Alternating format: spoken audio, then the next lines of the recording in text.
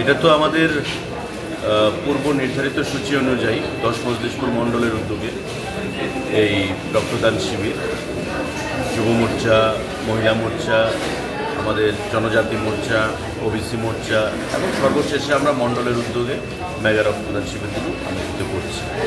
ইতিমধ্যে আজকে 3 দফায় হচ্ছে। প্রথম যুব মোর্চার দ্বারা হয়েছে, পরবর্তী সময়ে আপনারাও সেখানে উপস্থিত ছিলেন। আমাদের আরেকটি রক্তদান শিবির অনুষ্ঠিত হয়েছে এসসি মোর্চার দ্বারা, এবং আজকে আমাদের উপজাতি যে জনজাতি মোর্চা সেই ভাইয়েরা বোনেরা রক্তদান শিবির এখানে আয়োজন করছে। আমরা লক্ষ্যমাত্রা ধার্য রেখেছি 500 ইউনিট ব্লাড আমরা মজলিশপুর মণ্ডল থেকে দেব বিভিন্ন ধাপে, এবং ইতিমধ্যে প্রায় 150 ইউনিটের উপর ব্লাড কালেকশন হয়ে গেছে এই 3 ধাপে। বাকি যে রক্তদান শিবিরগুলো আমরা খুব শীঘ্রই আমরা আয়োজন করব, এবং শেষ দফায় মাননীয় মুখ্যমন্ত্রীর উপস্থিতিতে একটা মেগা রক্তদান শিবির আয়োজন করার আমাদের চিন্তাভাবনা রয়েছে। আর আপনারা জানেন যে রক্তের সম্পর্ক রয়েছে, এবং রাজনীতির বাইরে সামাজিক দায়বদ্ধতার অঙ্গ হিসাবে উদ্যোগী হয়েছে।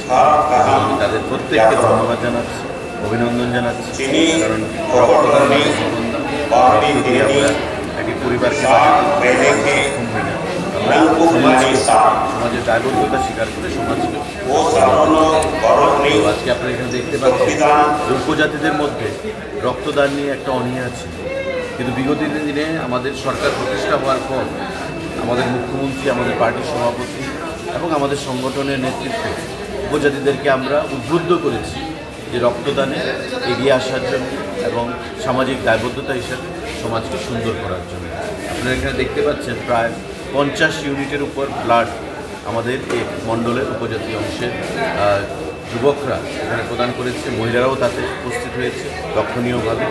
এটা একটা যে অনীহা ছিল বিগত দিনগুলোতে, বিগত সরকার যে কোনো উদ্যোগই গ্রহণ করেনি উপজাতিদের মধ্যে রক্তদান সম্পর্কে সচেতনতা বৃদ্ধি করার লক্ষ্য, সেই জিনিসটা আমাদের সরকার আমাদের মণ্ডলের তরফ থেকে আমরা করছি, এবং তাতে আমরা সফলতাও লক্ষ্য করছি। এটা বিগত দিনেও হয়েছে, আগামী দিনেও আমরা সেটা করব।